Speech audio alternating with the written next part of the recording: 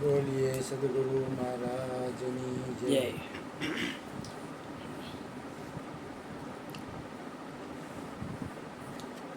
काल करे सो आज कर, आज करे सो अब, अवसर बीत जाएगा तो फिर कब करेगा कब. જય. મયુર બાપુએ હમણાં જે સત્સંગ કર્યો ને ભાર મૂક્યો ભાઈ સત્સંગ જ કરવા જેવું છે એમ, સંસારમાં સાર નથી. એટલે હવે જ્હોન રસ્કિન નામના એક સમાજ ચિંતક થઈ ગયા. એની ઓફિસમાં એક ટેબલ ઉપર એક પથ્થરમાં એક કોતરાવીને રાખેલું કે ભાઈ ખાલી એક શબ્દ લખ્યું આજ. એની ઓફિસમાં તો કેટલાય માણસો આવે છે. તો એક ભાઈને વિચારો કે આ તમે ક્યાં પથ્થરમાં કે કેમ લખ્યું છે કે આવું આજ એમ. તો કે એ આજ શબ્દો છે ને એ કે મને આખો દિવસ એ કે યાદ દેવડાવે કે મારી આજ બગડે નહીં. મયુર બાપુએ જે આપણને ભાર મૂક્યો સત્સંગ ઉપર કે તમારો સમય બગાડો નહીં. અંતે તો એ કે સમય વીતી જવાનો, બધા અહીંયા 24 કલાક મળે, આપણી સમય ક્યાં બગડે છે. અને ખાલી એક સત્સંગમાં આવવાથી એક ઘડી આધી મેં પુની યાદ, તુલસી સંગત સંત કી કટે કોટીએ પ્રાણ.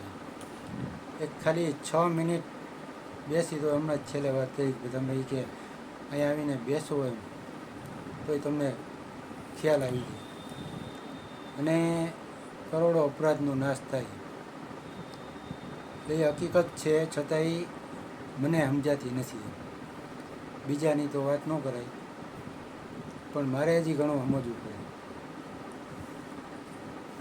તો અને આજ છે ને આજે જ બધાને મળે છે, કાલ કોઈને મળતી નથી. એમ વિચારીએ આપણે ભાઈ કાલ કરશું એ કાલ કોઈને મળતી નથી, બધાને આજ જ મળે છે. આજ તો લાવો લીજે, કાલ ખોલ દીધી છે.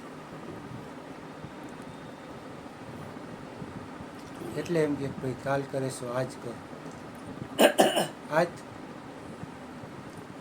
જે કંઈક છે એ આજ જ છે એમ કરી લેવા જેવી.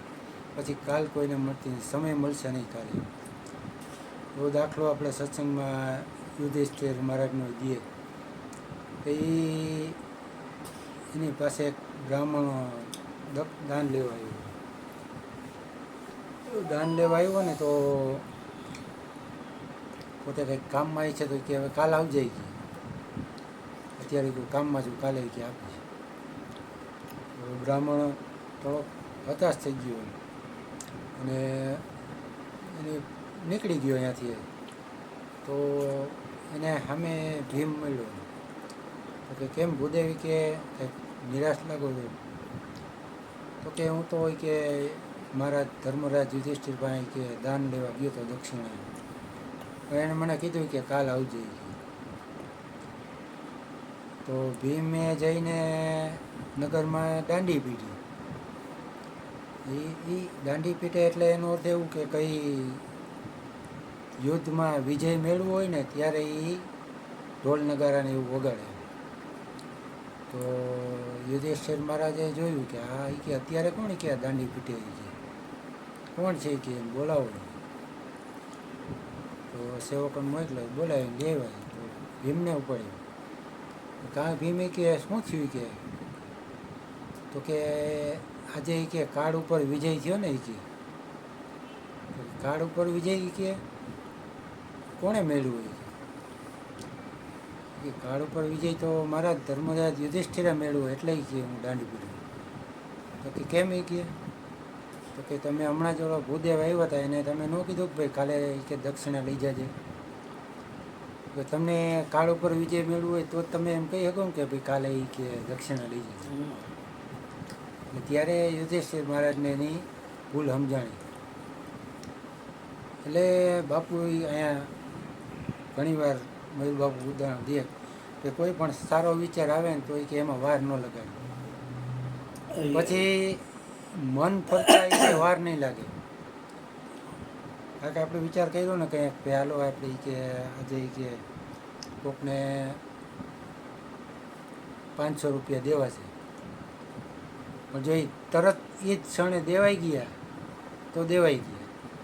પછી જો મનના ચક્રાવે ચડ્યા તો એ કે હવે 500ની ક્યાં એની જરૂર છે, 200 દઈ દીધો હાલ છે. પછી થોડીક વાર જાય કે 200માંથી કોઈ આવી જાય. ઓલે એક ઉદાહરણ બાબુ ગીએ અમથી કહેતી હતી તો અમથી કહેતી હતી નીચે ઉતરીને વાઘરા. એક ઉદાહરણ દે બાપુ સત્સંગમાં કે એક મુસળધાર વરસાદ થયો ને તો એક વાઘરોને એક ટેકરી ઉપર ચડી ગઈ. ખૂબ વરસાદ થયો, ઘરમાં પાણી ભરાઈ ગયું. હવે ઘરમાં પાણી ભરાઈ ગયું તો ભગવાનને પ્રાર્થના કરી કે મને ક્યાંક કે આમ સારું ઠેકાણું મળે તો કે હું તને હે ને 1000 દીવા કરીશ એમ. તો કૃપા થઈ તો કંઈક એને પાણી થોડુંક ઉતર્યું એમ. વાહ ભગવાને કે તું તો બહુ દયાળુ છો એ કે. હવે કહેતા તો કહેવાય ગયું 1000 દીવા કરીશ એમ કે તારે ભગવાન ક્યાં દીવાની ખોટ છે એ કે એમ કરને કે 100 દીવા રાખને કે એકાદ મીંડું આગું પાછું થાય તેમાં શું ફેર પડી જાય. એમ કરતાં કરતાં પાણી હાવ ઉતરી ગયું તો એ બાઈને એમ થયું કે હવે 100 દીવા શું જરૂર છે ભગવાન, તમારે કંઈક આવડો સૂર્યપ્રકાશ છે, ચંદ્રપ્રકાશ છે, 2 દીવા કેવડા મોટા ને હવે આમાં એ ટપકાનું શું આવે એ હું તો એક અમથી કહેતી હતી. એટલે આપણે એવું થાય એ ઘણી વાર એવો વિચાર કર્યો ને વિચાર જો સારો વિચાર આવ્યો તરત અમલ કરી નાખવો એવું મારા ગુરુજી ઘણી વાર કહી ચૂક્યા. પછી કે ફરતા વાર નથી લાગતી. એટલે એમ કે ભાઈ બધાને આજ મળી છે તો આજનો વિચાર કરવો ને પોતા ઉપર લક્ષ રાખવું એમ કે મદાર હમણાં પૂછ્યું પોતાના ઉપર જ મદાર છે બધું. બીજા ઉપર બીજું કોઈક આપણું ભજન કરી દે, ગુરુ મહારાજ ભજન કરીને આપણું સારું થઈ જાય એ કોઈ દી બનવાનું નથી. એ 100% સોના જેવી વાત છે, એ બનવાનું જ નથી. ભજન પોતાનું જ કરવું પડે. ગુરુ તો એક રાહ ચિંતક છે કે ભાઈ તમે આ રસ્તે હાલો, એ રસ્તે હાલો તમને કોઈ ભૂલી થશે નહીં. હમણાં છેલ્લે વાત કહી તમે ક્યાંય આવીને ખાલી બેસો ને તોય તમારું કલ્યાણ છે. બાકી એમ કે ભાઈ પોદરો પડે ને તો ચપટી ધૂળ લઈને જ ઉપડે. એટલે અહીંયા આવીને બેહીને તો કંઈક ને કંઈક લઈને જાશું. પહેલાં મેં કીધું કે કંઈક ને કંઈક આપણે મેળવીને જ જાશું. એ સત્ય છે, હકીકત છે. છતાંય આળસમાં આપણે સમય વયો જાય છે. ગુરુની એવી કૃપા થાય, કરુણા વરુણા થાય. ગોરધનભાઈ કહે એમ કે બધા ઉપર કરુણા વરુણા થાય કે વધુ સત્સંગનો લાભ લઈએ. બોલીએ સ્વયં